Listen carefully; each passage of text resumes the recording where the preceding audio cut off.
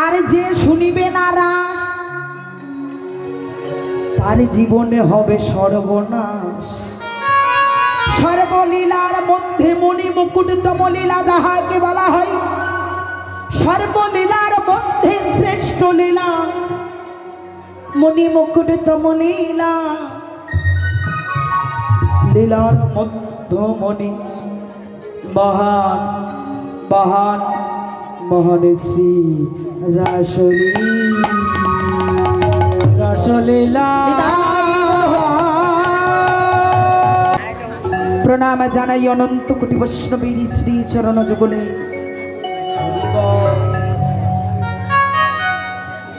প্রণাম জানাই সমস্ত দেব দেবীগণের শ্রী হাতুড়ি চরণ যুগে। তৎপর লীলা স্মরণে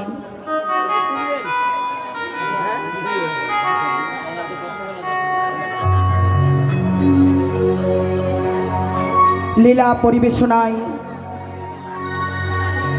অনেক ত্রুটি বিচ্যুতি রসভাস হতে পারে, তাই কীর্তন জগতে সর্বকনিষ্ঠ ক্ষুদ্র হতে অতীব ক্ষুদ্রতম কীর্তনে আমি শ্রীমতী শ্রীবিরানী সরকার এবং আমার এই ক্ষুদ্রাদির ক্ষুদ্র সম্প্রদায়ের পক্ষ থেকে আপনাদের মতো ভক্তের শ্রী চরণ কোমলে জানাই শত সহস্র কোটি জয় জয় রাধা কৃষ্ণ প্রেমানন্দে নিতাই গৌর হরি হরি হরি বল।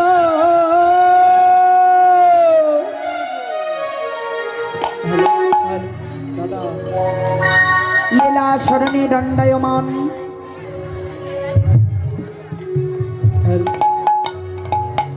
লীলা পরিবেশনায় অনেক অপরাধ ত্রুটি বিচ্যুতি রসবাস হবে, হওয়াটাই স্বাভাবিক।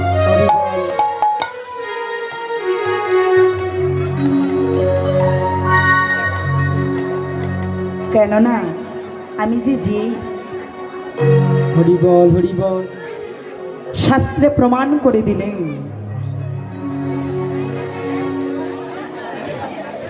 ভাগবতে প্রমাণ করেছেন।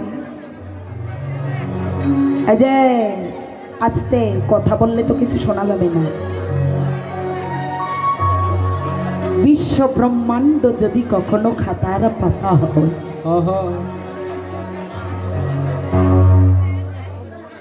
সমস্ত বৃক্ষগুলো যদি কলম হতো,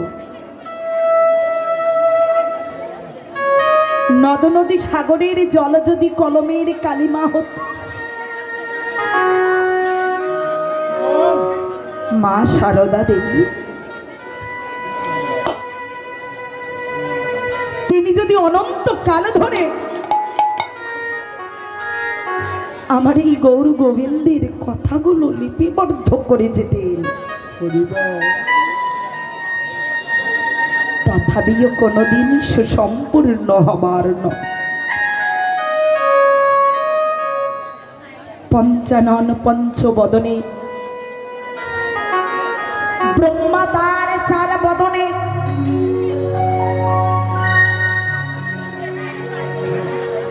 ঠাকুর গণেশ তার চারটা বাহু দ্বারা আমার গৌর গোবিন্দের কথাগুলো লিপিবদ্ধ করে কোনোদিন সুসম্পূর্ণ করতে পারেনি। সেখানে তো আমার একটা বদন, এক বদনে কখনো কি সুজন, তাই অসমাপ্ত থেকেই যাবে। লীলা পরিবেশনায় সকল অপরাধ, কন্যা যেমন অর্থাৎ কন্যার সমস্ত অপরাধগুলো যেমন মাতা ক্ষমা করে, বন্ধু যেমন বন্ধুর অপরাধগুলো ক্ষমা করে, ভগিনী যেমন ভগিনীর অপরাধগুলোকে মার্জনা করে দেয়। আমি আপনাদের কন্যা ভগিনী স্বরূপ লীলার সফল অপরাধগুলো নিজ নিজ কন্যা ভগ্নে মনে করে সমস্ত অপরাধীকে মার্জনা করে দেবেন।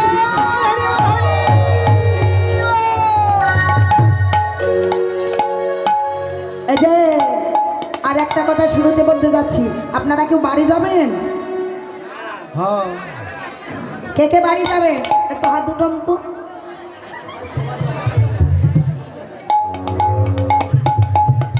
আমি একটু পেশালি কীর্তনী, কেন জানেন? যে রাস কীর্তন শুরু হওয়ার আগে যেতে হবে, আর যদি কেউ বাড়ি যেতে চান রাস শেষ করবেন তারপর যাবেন। তো এখন যদি কেউ বাড়ি যেতে চান আমি সময় দিচ্ছি, কেননা এখনো তো রাসলীলাটা আরম্ভ হয়নি, আপনারা যেতে পারেন। এই কীর্তন চলাকালীন মাঝখানে আপনারা সাঙ্গপাঙ্গ নিয়ে চলে যাবেন, এটা হবে না। এই যে শোনে না রাস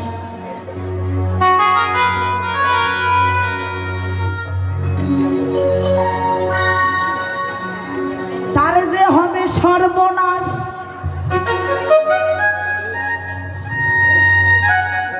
আর রাধা গোবিন্দের যদি যুগল মিল নাহি দেখেন,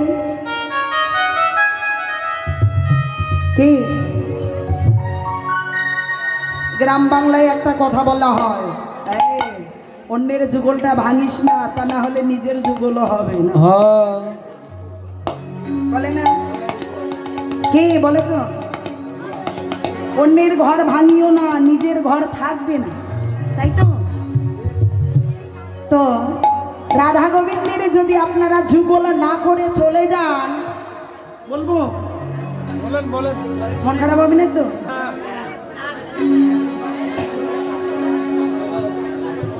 কি বাড়ি যেতে চান? যাবা বাড়ি যাবা? তাদের জীবনে কোনোদিন আর যুগল মিলন হবে না। হরিবল হরিবল হরিবল। তাই যারা রাসমঞ্চে এসেছেন তাদের কাহারও বাড়ি যাওয়া চলবে না।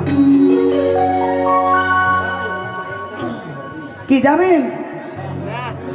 ও মাসি বাড়ি যাবেন? বসে বলুন।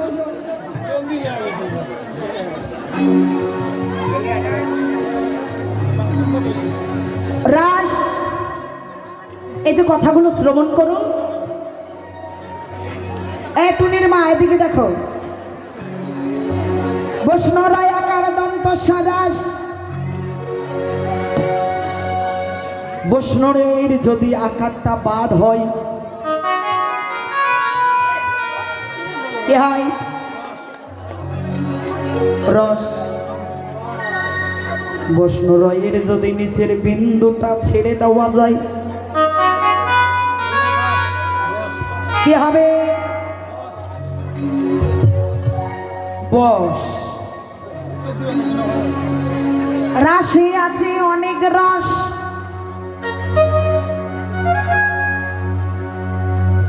যে ভক্ত আমার হৃদয়ের মাঝে করিতে পারে গো বস। আর যদি বশ করতে না পারে বয়াকার দন্তস্ব ইহা তাদের জীবনে হয়ে যাবে বাস। তো যারা শুনিবে রাস তাদের কিন্তু হবে সর্বনাশ। ইচ্ছা আছে আপনাদের? সর্বনাশ হওয়ার পর ইচ্ছা আছে শোনা? আছে আছে। আর যে শুনিবে না রাস তার জীবনে হবে সর্বনাশ। সর্বলীলার মধ্যে মণি মুকুটতম লীলা যাহাকে বলা হয়, সর্বলীলার মধ্যে শ্রেষ্ঠ লীলা মণি মুকুটতম লীলা। লীলার মধ্যমণি মহান মহান মহান শ্রী রাসলীলা